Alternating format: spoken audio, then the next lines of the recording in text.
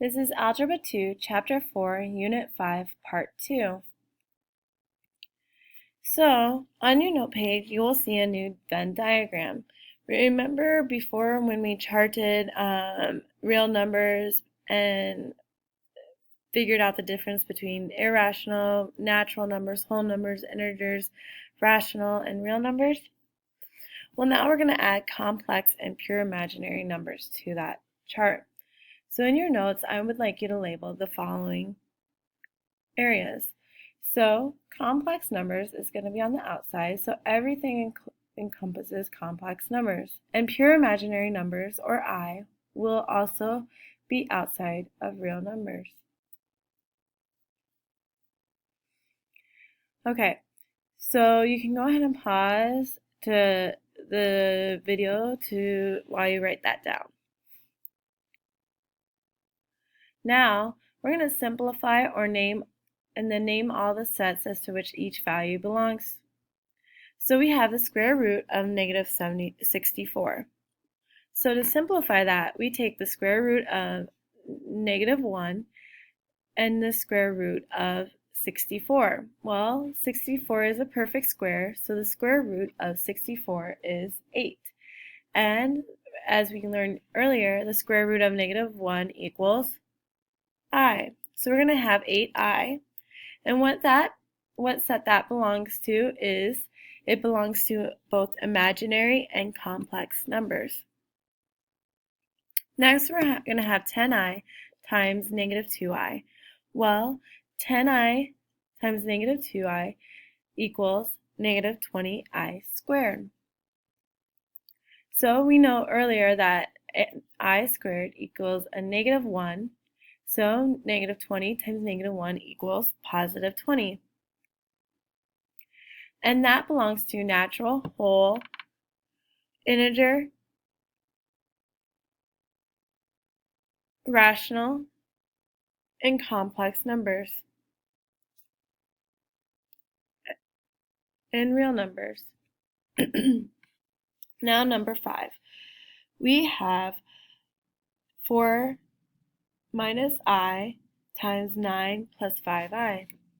Well, 4 times 9 equals 36. 4 times 5I equals 20I. And negative I times 9 equals negative 9I. Well, we also have negative I times positive 5I equals negative 5I squared. To reduce that, we turn this into a negative 1 because it's I squared. So negative 5 times negative 1 equals positive 5. We go ahead and combine our 20I and our negative 9I, and that gives us 11I. Next, we combine 5 and 36 for 41, and we have 41 plus 11I, or a conjugate. This belongs to complex numbers only. Next, we have number 6, which is I to the 41st power. We know that we can separate it, so we could take I to the 4th power and then take that to the 10th power times I. Well, I to the 4th power will just get us I, and then we have I to the 10th power times I.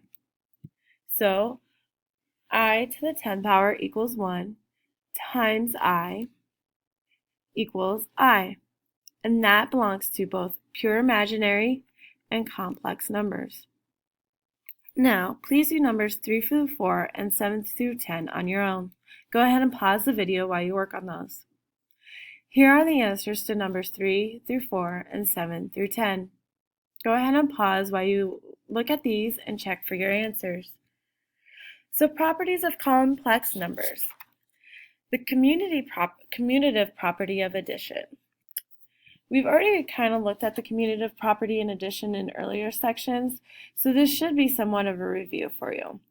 We have 3 plus 4i, and when we flip that or use the commutative property, we're going to have 4i plus 3. The associative property of multiplication. We have 2 times, in brackets, 3 times 4 plus 5i equals 2 times 3, and then 4 times 4 plus 5i. distributive property. We have 5 times 6 minus 7i. When we distribute that, we have 5 times 6, which is 30, and 5 times negative 7i, which is negative 35i. And we have the identity property of multiplication. So we have 7i times 1 equals 7i. Inverse property of addition. We have 3 minus 8i plus negative 3 plus 8i will equal 0, because 3 plus negative 3 equals 0, and negative 8i plus positive 8i equals 0. Now we're going to look at some examples. So we're going to name the property that justifies the statement. So number 16, we have 2i times 7 minus 5i equals 2i times 7 minus 2i times 5i. This is going to be the distributive property. Number 17, we have I divided by 3i times 3i equals 1. This is going to be the inverse property of multiplication.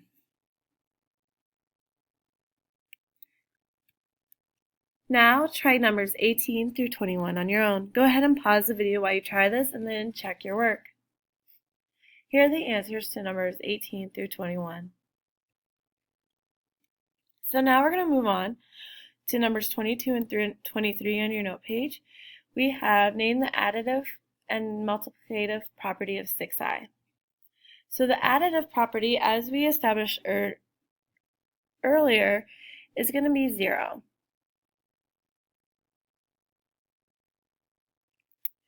The multiplicative property of 6i is going to be 1.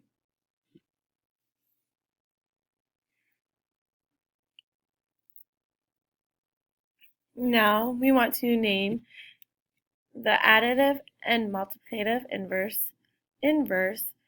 of negative 8 minus 3i.